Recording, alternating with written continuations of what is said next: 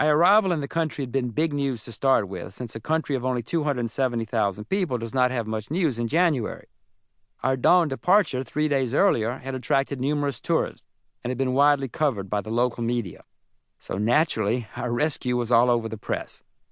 News reports had us as these nutty Americans trying to drive around Iceland in January. It was not going to look good if we got killed. So when we set out across the mountain 2 days later, we were escorted by the rescue squad in their big-time, all-terrain, four-wheel drive vehicle, custom-made to go anywhere in Iceland in the worst conditions conceivable. There was nothing this machine could not do, nobody it could not rescue, until the rescue squad drove it off the mountain.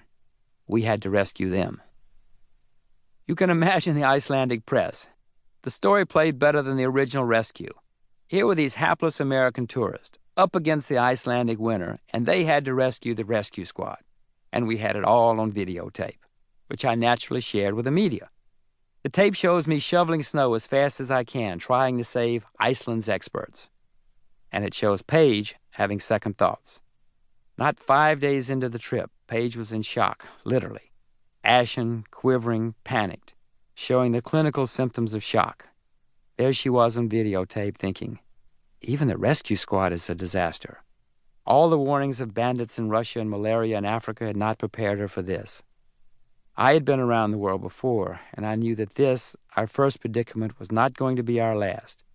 We were trapped in a blizzard. We survived. That's part of the adventure, I told her, exhilarated by our escape. We didn't save ourselves, she said. Thank God the rescue squad came along. We're alive, I said. We made it. That's part of the excitement. Excitement, Jim? She said. There I was thinking, this is the guy I'm trusting my life to, and he doesn't know how to drive? What on earth am I doing?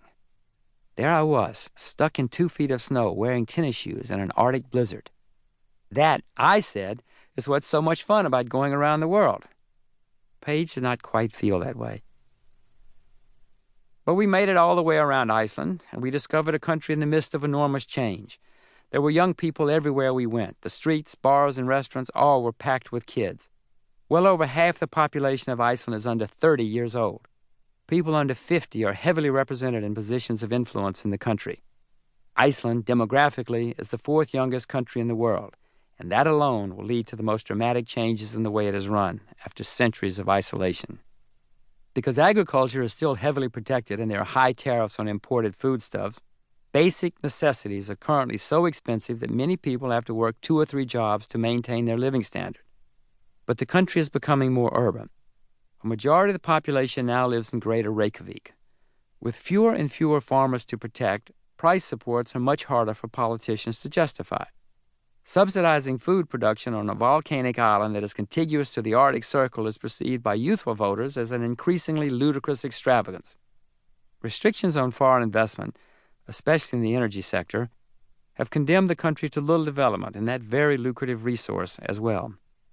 The same outdated thinking behind the protection of those industries is directed at safeguarding the nation's cultural heritage.